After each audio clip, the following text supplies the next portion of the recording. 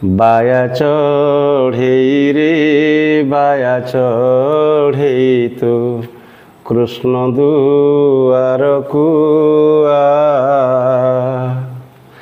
बाया चढ़े रे बाया चढ़े तू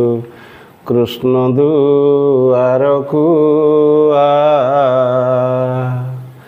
कृष्ण संगत रे खेली बुली सारी दूध पी दे जा। पल्ली बधू किभली भावरे अझट दुग्धपोष्य शिशु को बुझे दबा पाई एते फंदी एते फिकर वास्तविक से कृष्ण कथा कहुई निश्चित भाव में माता जशोमती कथा कहुई किंतु एठी कृष्ण पौराणिक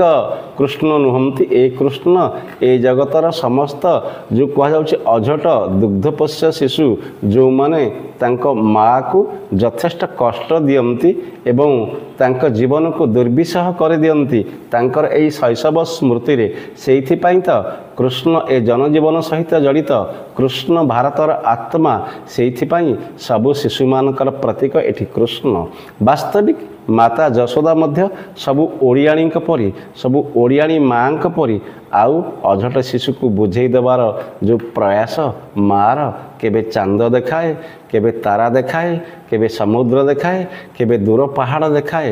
यही तो कथा पल्ली कवि नंदकिशोर बल साहित्य रे पल्ली साहित्य किभली भाव में अंकुरोद्गम होती आउ से पल्लीर रूपकार पल्ली कवि नंदकिशोर एवं कहुई बाया चढ़े रे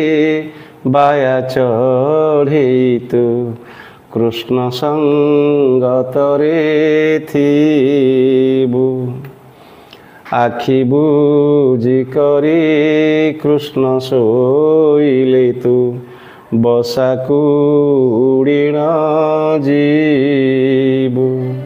एठी कहुई बाई चढ़े को निवेदन करुछंती माता एवं निवेदन छल आहुरी मध्य कहउछंती जेतेबेले आखि बुझी दे कृष्ण शोइबो सेतिकी बेले तू तो बसा को उड़ीजीबू रे बाया चढ़ी आ मो कृष्ण पाखक आ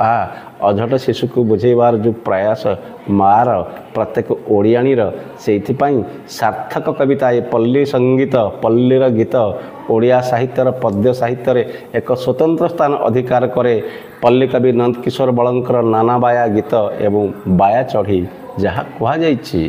केवल कविर सैन्य दृष्टि सेतिकी सीमित नुहे आउरी मध्य एई बाया बसा को निरीक्षण करी कवि किभली भाव में लिखिपारिछंती तांको कवितारे पल्लीर कथा पल्लीर व्यथा सुमधुर से संगीत पल्ली मनस्क कर दिए मनीष को एई कविता तो बसा बाइया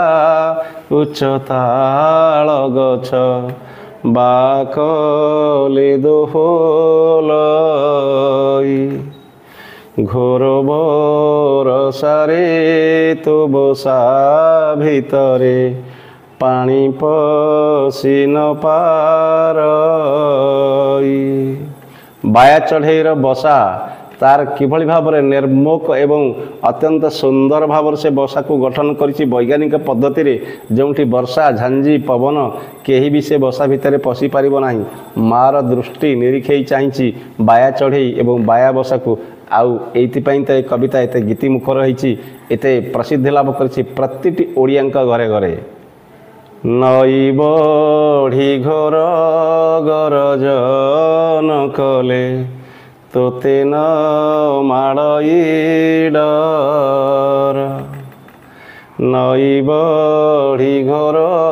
गरजन कले तोते न